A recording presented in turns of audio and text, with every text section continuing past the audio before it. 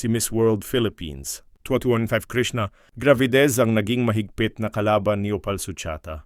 Chuangzri ng Thailand para sa Miss World Asia and Oceania Continental, title ng Miss World 2025. Sa huli, ang Thai Beauty, Queen ang nagwagi at siya ring nagawi ng corona at titulo ng prestigious international beauty pageant.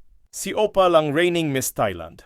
Siya rin ang naging third runner-up sa Miss Universe 2024 na idinaos sa Mexico City, Mexico noong Nobyembre 16, 2024. Pero inalis siya sa pwesto nang tanggapin niya ang alok maging kinatawan ng Thailand sa 72nd Miss World na naganap sa Hyderabad, Telangana, India nitong Sabado, Mayo 31, 2025. Gumawa ng kasaysayan si Opal sa kanyang bansa bilang kauna-unahang Thai na nanalo ng corona at titulo ng Miss World.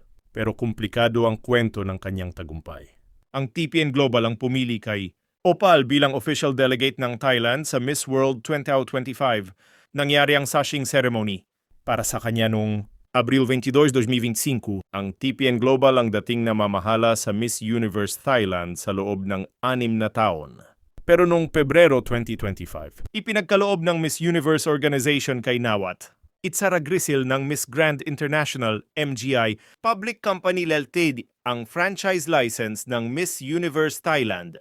Agad na inalis ng Miss Universe Organization si Opal bilang third runner-up sa Miss Universe 2024 dahil lumabag umano siya sa kontrata nang tanggapin niya ang alok maging kinatawan ng Thailand sa Miss World 2025. Bahagi ng pahayag ng Miss Universe Organization.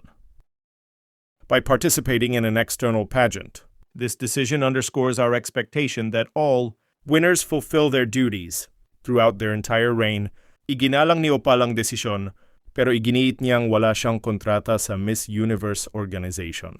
Ngunit mananatili raw sa kanyang puso ang pagiging Miss Universe Thailand 2024 at third runner-up sa Miss Universe 2024.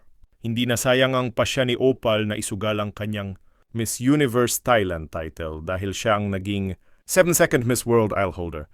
Magaganap sa Agosto 23, 2025 ang 26th Miss Universe Thailand sa ilalim.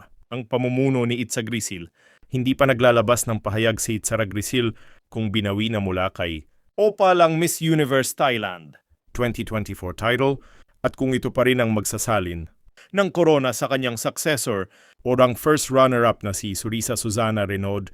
Inaabangan ng Thai beauty pageant fans ang kasagutan sa isyung ito dahil nga sa masalimuot na kwento ng tagumpay ng newly crowned Miss World